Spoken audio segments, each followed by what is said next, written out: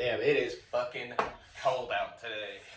Everybody, welcome back to the first Octagon. The UFC just closed out last night with UFC TAMPA, Covington versus Buckley. And what a phenomenal card. Was a great lineup of fights. Everybody came to perform. What a wonderful way to end the UFC year and get ready for the next. Colby got obliterated by Buckley. Swanson showing he still got it. Cop, he's freaking in title contention now, calling for title shots with a performance like that. Spain has a problem in Joel Alvarez at lightweight, and Shad Whitson wants to be ranked. So without further ado, I'm your host, Noah Lee. Let's get into this, boys.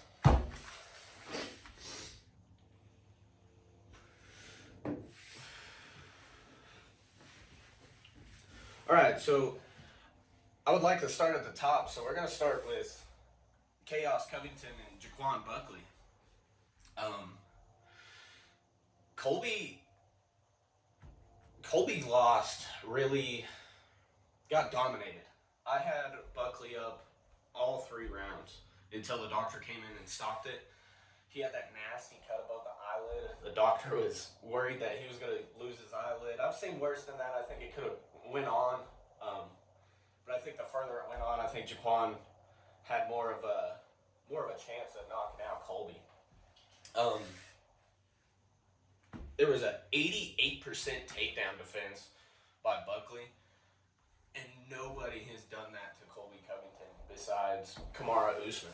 And as soon as that first takedown was stuffed in the first round, I was like, oh man, this is not good for Colby.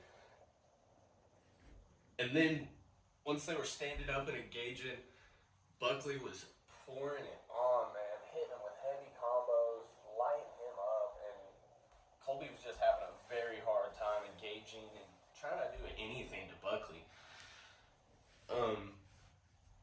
I love the way that Buckley called out his next opponents. He gave 3 names, did a little bit of crowd interaction to, see who the fans wanted to see him fight next. He had 3 names, the first being Leon Edwards, the second being Kamaru Usman, and the third being Bilal Muhammad.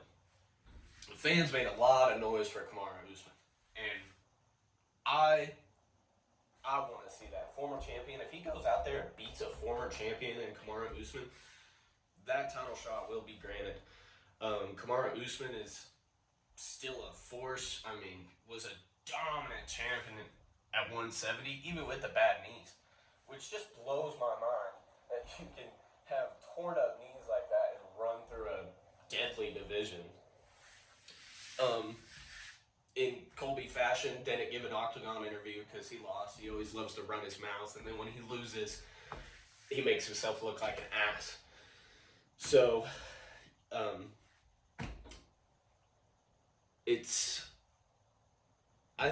I think Colby's at the end, man. I really do. And it's kind of sad.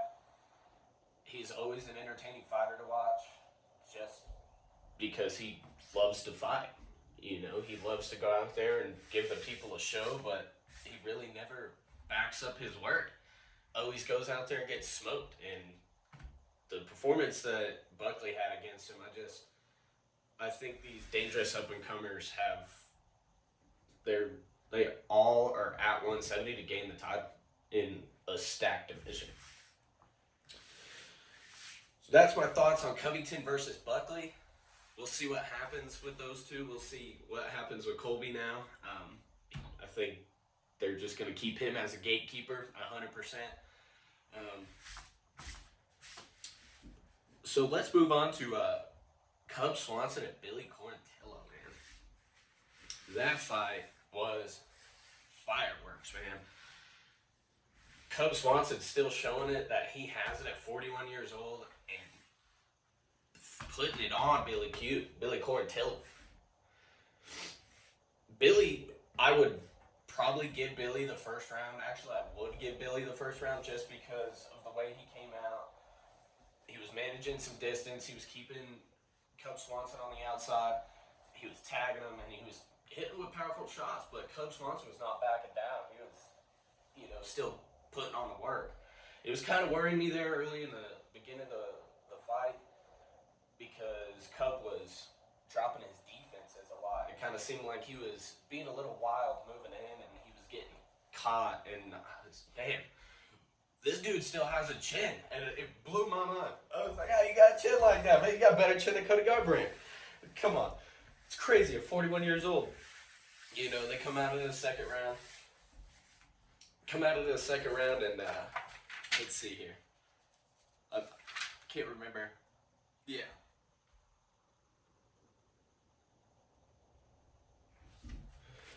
Yeah, Billy Q comes out of the second round. He lands a couple freaking flying knees.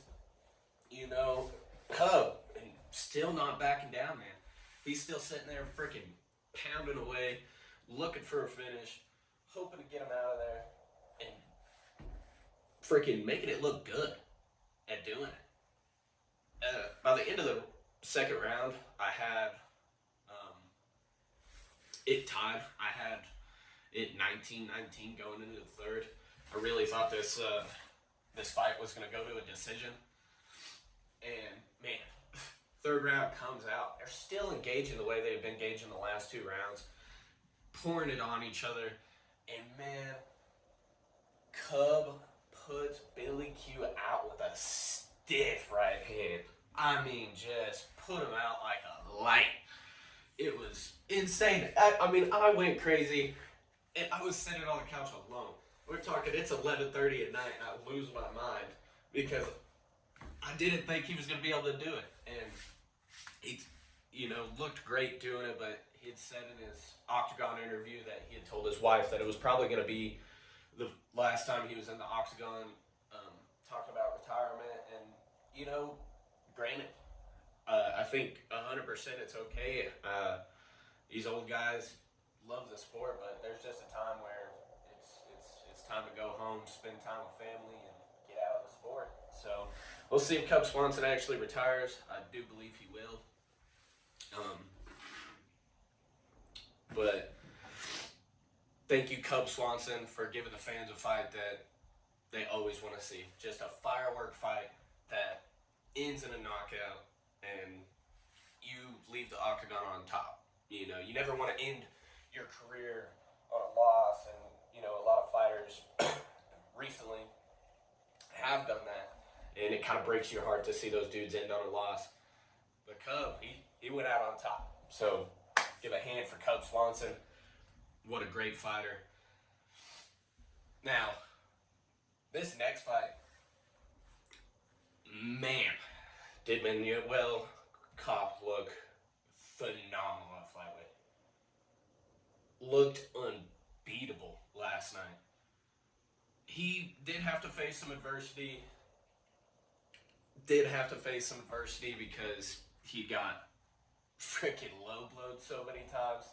I mean, it was one right after the freaking other, man. They even took a point from Bruno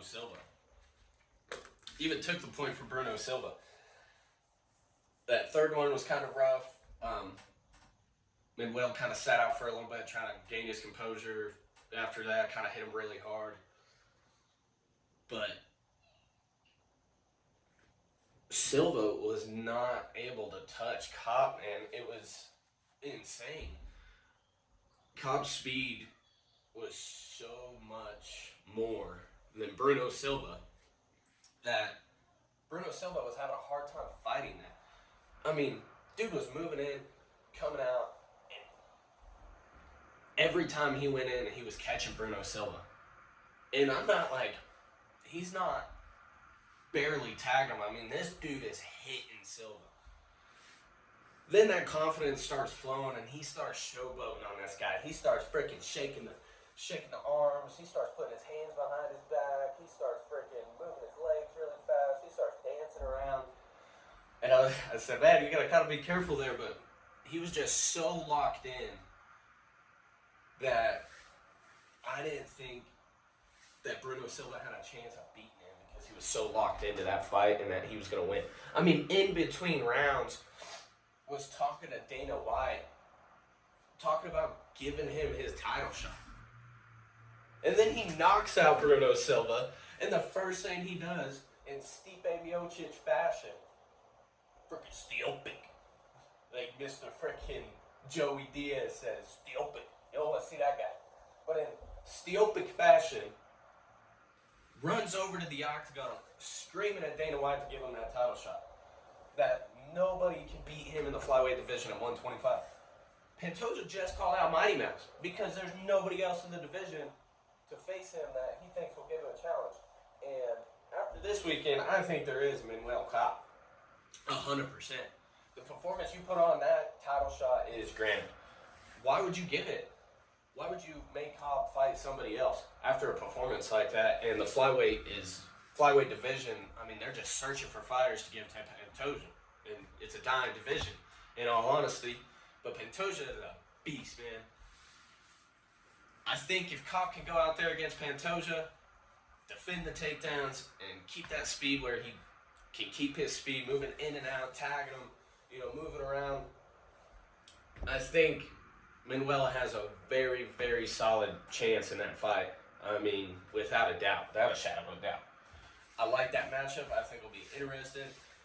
Manuel gets on the freaking bike and he starts saying some crazy stuff, talking about screw Izzy, screw this guy, screw my division. Like, for you to be still like salty about Israel Adesanya is insane, man. You're a small guy. Go fight Pantoja. But I like it. I think that shaped Pantoja's next opponent. I think we're gonna get that fight, and I'm ready to see that in 2025 if that happens. Surely will. 100% will. What a great performance by Manuel Kopp. I mean, went out there and showed that he is one of the best in the world and that nobody's going to stop him. So they'll take that and they'll run with it, So next up we got, let's see here. I think that's Dustin Jacoby and Petrino, man. At light heavyweight at 205. Petrino is a monster, bro. I was looking at that guy and I said, "Jeez, man, the legs on him, the body build on him. That dude was massive. I mean, he is huge at 205."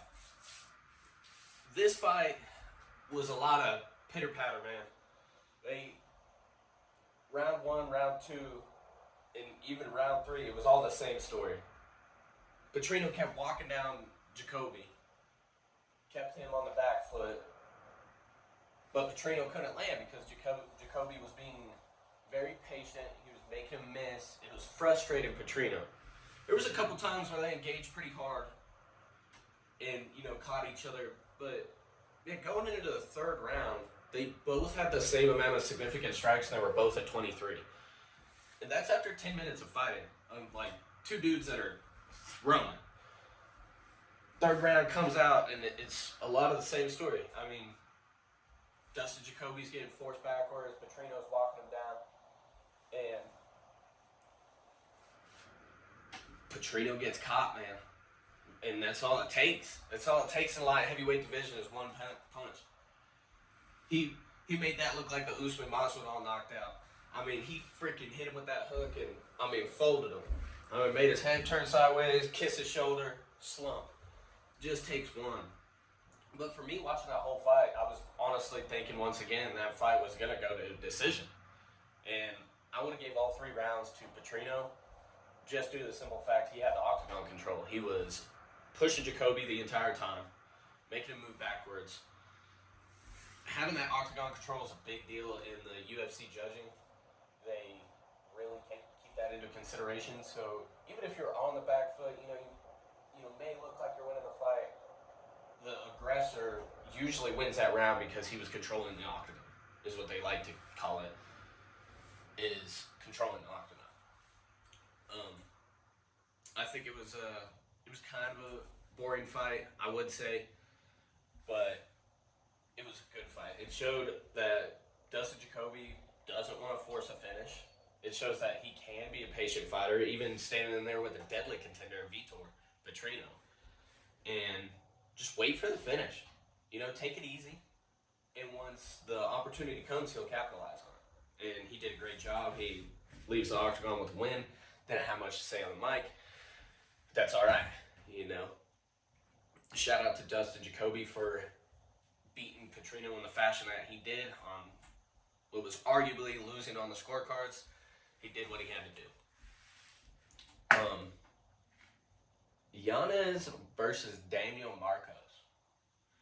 I know I made a pretty bold statement on my last video talking about Adrian Yanez beating Daniel Marcos because of his 16-0 record, but only 3 were inside the octagon. I didn't think Daniel had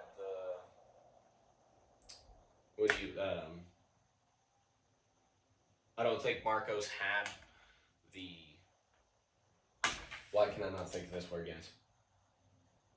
Didn't have the experience to be in there with Adrian Yanez. I was going through and I was, scoring this fight as well. First round, man, looked really good for Daniel Marcos. Kept Adrian Yanez on the outside. Anytime Adrian would try to move in, he kind of caught him.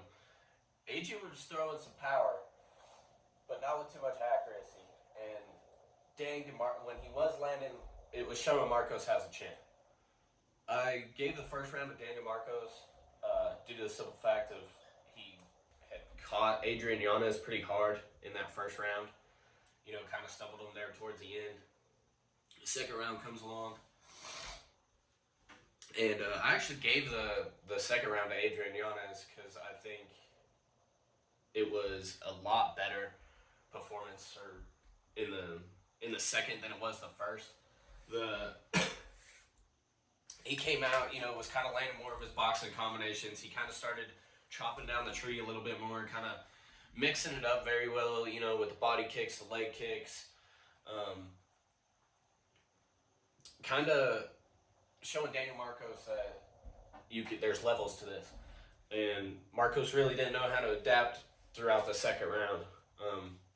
I gave the second round to Adrian Yanez. Third round, Daniel Marcos and his team had made the adjustment for Adrian Yanez.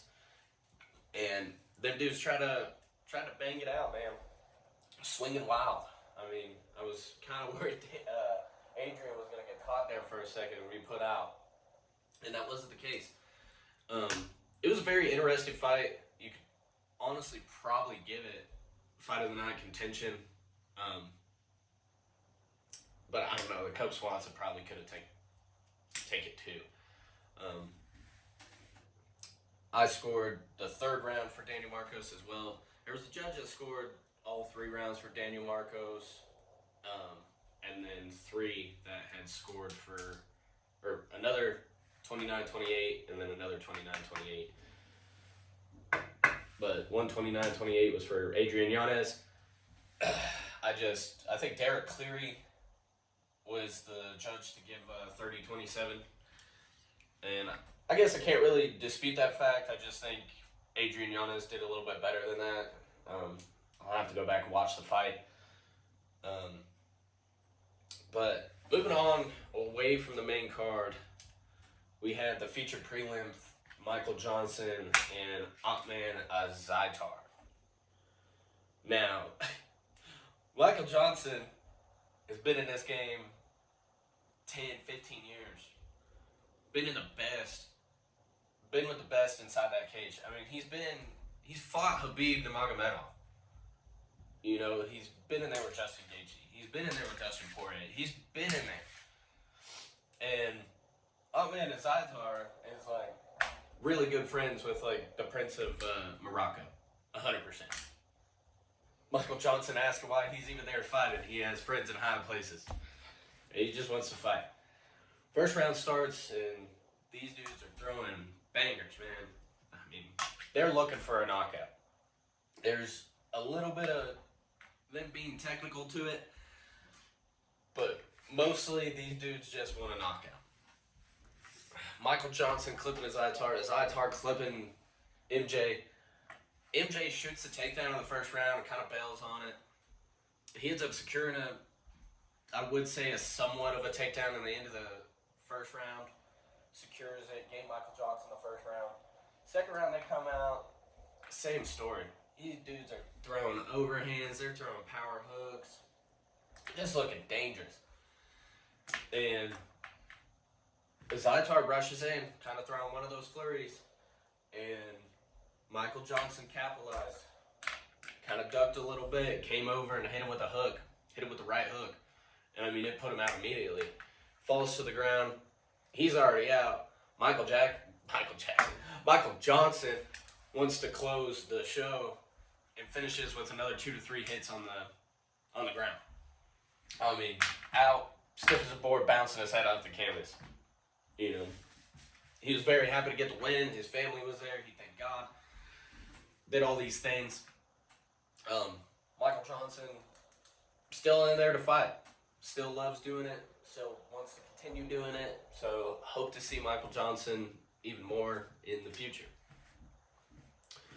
Now, man, let's talk about this Jakar Close and Joel Alvarez. Joel Alvarez, being from Spain, same country that the featherweight Ilia Topuria is from, he even walked out with Ilia Topuria's theme song. This guy at 155, Joel Alvarez, is a problem in the lightweight division, without a doubt. The dude is 6'3", he has a 77-inch reach advantage, and is fighting at 155. This is a big guy. I mean, he was in there with Jakar Close, and he towered over Jakar Close. Jakar Close, 70-inch reach advantage and 5'9". I mean, this matchup was insane. Jakar, what he had to do, he obviously had to fight on the inside. And God, did he try. He did have a good idea. He was chopping that lead leg of Alvarez a lot in the first round, which could have paid dividends later in the fight. Which it probably would have. Kind of hard for Alvarez to walk on that. But who knows? Maybe even the second round, Alvarez could have adjusted to that, and it wasn't really working for Close anymore. Excuse me. Joel Alvarez comes out there, and he is sticking Jakar Close. And one of these men, he just hits him with a power left. He rushes in, hits him with the flying knee. He kind of locks up the gilly, but not to smite him, just to kind of hold him in a position and kind of starts raining the punches down. I mean, and puts him out early in the first round. They asked him in his Octagon interview what he wanted to do. He was debating about moving up to 170 in the welterweight division, but also said if they're doing UFC Spain next year, how the UFC has been planning, then he will stay at 155. I like his build and his chances at 155 a little bit more than 170. I get it. I mean, it's probably 100% hard to cut that weight for a guy that's that big. I mean, if he wants to move up and fight at 170, without a doubt, he's walking around 190, 195, cutting down to 155. So I can see it might be an easier weight cut, not really having to cut that much to make 170, or even that's just his weight. But them 170s are killers, man. I mean, we saw a performance by Buckley against Covington that shows that there's talent at 170. What a phenomenal performance. I think you can give Alvarez performance of the night for that, or knockout of the night, 100%. Moving on to the last fight that I'd like to talk about today, Sean Woodson. Sean Woodson and, can't even remember his name. Fernando Padilla. This Sean Woodson, I mean, I think he's in the wrong weight division. He's a featherweight, 145. Sean Woodson, very tall and lengthy. I mean, really, really long legs. The dude's crazy. I would love to see that guy at lightweight. 100%. I think that's a better fit for him. The cut down to 145 looks like it's hard for Sean Woodson. But the performance set against Padilla, he kept Padilla on the outside the entire time. And when he was able to keep it out on the outside, he was tagging him, clipping him. And the one time that he moved in, hit him with an uppercut, left hook, right hook, put him down, put him to sleep. Sean Woodson asked to be ranked. Why wouldn't you? He had 3 other wins of this year. Undefeated. Wants to be ranked. I get it. 100%. Give that man his ranking. Do it. That dude was a company man this year. I think 145, like I was saying, really isn't a fit for him. I think he would get into some engagements with, say Diego Lopez, Alexander Volkanovski, some of these other guys that are in there, Aljamain Sterling, Oscar Ivilov. I mean, I think he'd get into these engagements and have a really hard time on the ground with his long legs. It's kind of... He has the advantage because he's able to use those long legs and keep that person from advancing. He kind of keep you off of them. But it's also kind of hard when you start getting stacked and stuff like that. So I would like to see Sean Woodson move up to lightweight. I'm not sure if he will. If he does, it might be at the end of next year. And kind of see what he can do over there. With the performance that he gave us this year at featherweight, dude's a contender. I mean, don't sleep on Sean Woodson. If you haven't seen Sean Woodson fight, you're missing out. And you need to watch. Okay? If you're here and you don't know who Sean Woodson is, it doesn't make sense. Because Sean Woodson is a dog. And he's about his action. He's 100% about his action. But that is what I took away from UFC Tampa. I'm going to be very sad that I don't have any UFC for the next 4 weeks. But it's not going to stop the videos from coming. I'm going to do a special guest appearance I'm wanting to do. And then I'm also wanting to make a lineup of my predictions on 2025 champions, going through every weight class and discussing those. We'll kind of figure out what other content to give you guys during these 4 weeks. And then we will be getting ready for Mackenzie Dern and Amanda Ribas too, to kick off the year on January 11th, 2025. And a week after that is UFC 311. UFC 311 is going to blow the roof off of places. That is a phenomenal card. And even UFC 312. But we will get there when we get there. Thank you, everybody, for tuning in, watching my opinions on this UFC Tampa card. And if you haven't already, you're missing out. Don't forget to like and subscribe. And when you do, I might just give you a high five. I might just do that, But until next time, I will see you.